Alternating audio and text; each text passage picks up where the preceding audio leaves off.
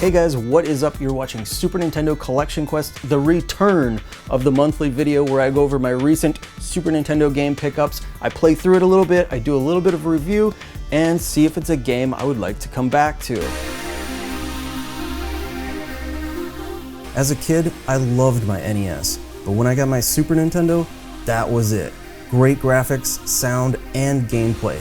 I was hooked. Some of my fondest gaming memories are from playing some of the greatest RPG, adventure, action platformer, and multiplayer games on the SNES. It's my goal to own every North American Super Nintendo game released, so follow me on my quest to Super Nintendo completion.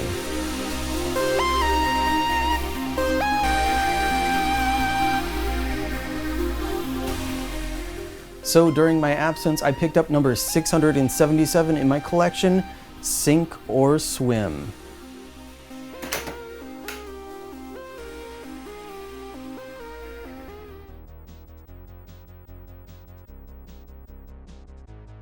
Sink or Swim is a puzzle platformer that was also released on the Genesis, Game Gear, DOS, and Amiga, which would explain why this game feels like something you might play on an Amiga. So your job is to rescue people from each chamber of the SS Lucifer. It kind of plays like Lemmings in a way, where the passengers will keep walking until they hit a wall or other obstacle. And it's up to you to guide them safely to the exit. You have bombs to bust through barriers, there are switches, conveyor belts, crushers, and you may need to do some patchwork on the pipes to keep everyone safe. Like Lemmings, each level has a certain number of people you must rescue. Once you've rescued the required number of people, a hatch will open for you to escape to the next level.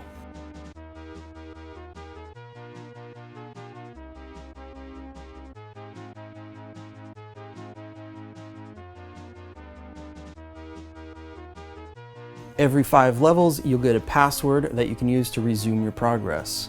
With 100 levels, it should keep you busy for a while. Overall, I had some fun with it. It's a pretty decent puzzle game.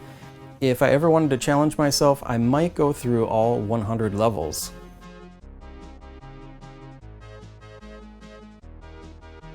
Number 678, Hammerlock Wrestling.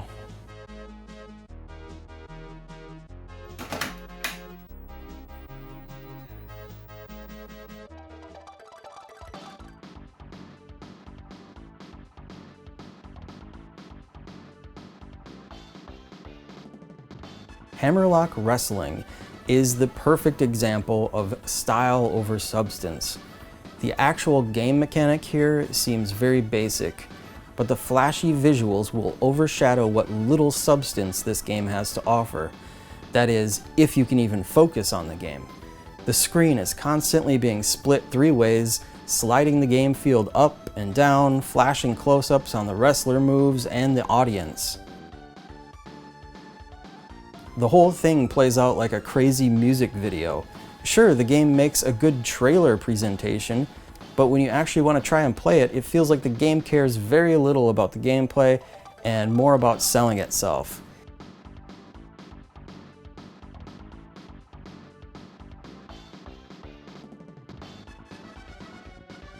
I can't possibly recommend this game to anyone, even if you're a massive wrestling fan.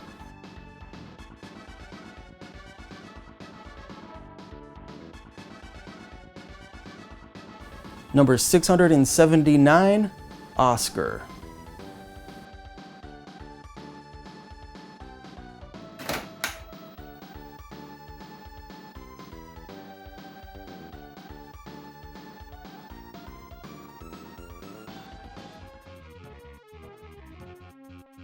Oscar is an action platformer originally developed for the Amiga. Wow! There were quite a few Amiga games that got ported to the Super Nintendo. Unfortunately, Oscar did not port over too well, especially the sound effects and music. Apparently the game is much better on the Amiga. Anyway, in this game you play as a character named Oscar, and you'll start in what looks to be a movie theater with screenings of different movies. Each screening room will take you to a different level, each of them having a different level theme.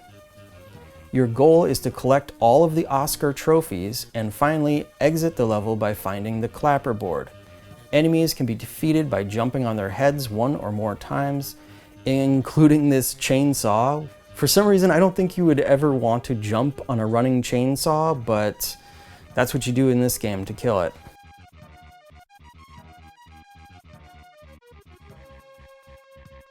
There aren't any end of level bosses to deal with, and there is no time limit. Sounds pretty easy, and it can be if you take your time. Your character moves a bit faster than he should considering the quantity of enemies moving around the level, and I found the graphics to be just a tad too busy, which can make it even more difficult to spot an enemy. So you'll just need to take your time and be extra observant of your surroundings. Not really a great platformer on the Super Nintendo, but I do want to try the Amiga CD32 version. I hear it has a lot more levels, and your character even changes outfits to fit the theme of each level.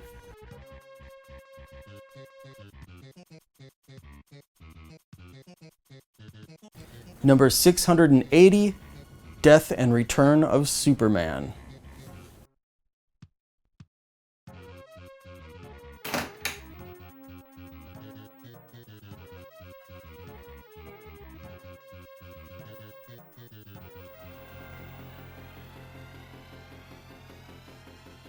Death and Return of Superman is a single-player, side-scrolling beat-em-up from Sunsoft that also released on the Genesis. It's a pretty solid beat-em-up with a nice moveset, good hit detection, and destructible environment effects, which are always really nice to see on older systems like the Super Nintendo. Even still, this would seem like a very typical, monotonous beat-em-up, but story elements between levels lead you to play as 5 different Superman characters through various parts of the game. You'll eventually play as Superman, Cyborg, the Eradicator, Superboy, and Steel.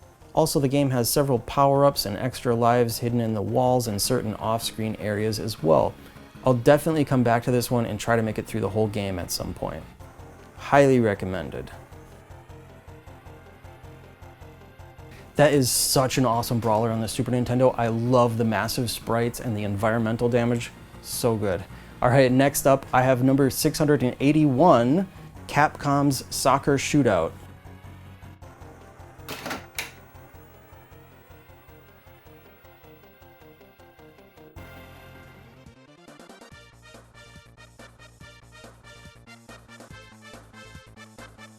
Capcom's Soccer Shootout is actually a pretty fun basic soccer game. You've got exhibition, season, training mode, penalty kicks, or indoor games with walls.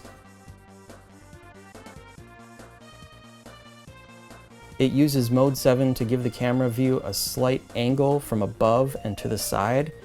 It does support the multi-tap, so you can play up to 4 players at once, or in a number of other configurations, either against the CPU or friends. The ball tends to track with your feet very well, decent ball physics, animation is good, it's pretty solid. I'd play this one again with a group of friends. And finally, number 682, Super Turrican.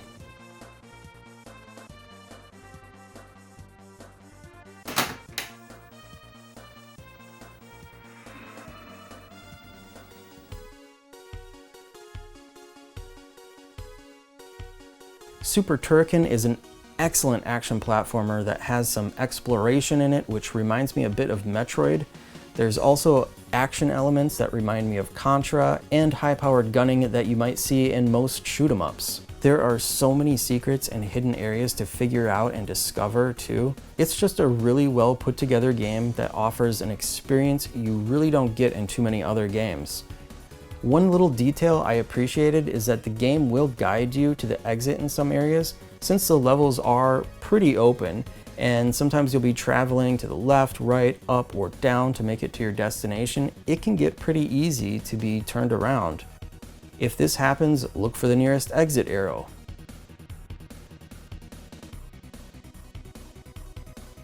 The levels are quite expansive, and you will have boss battles at the end of each. Once you pass a level, it will let you know how many extra lives and diamonds you collected and how many you didn't pick up in the level. So if you're a completionist, there's one more goal to shoot for. That is, if you want to find all of the hidden passages and secret areas. The music is mostly upbeat and very well done. Sound effects in the game fit well. The graphics look really nice. They're colorful without being too busy. Definitely going to come back to this and finish the game. I had a ton of fun with it. Can't recommend it enough.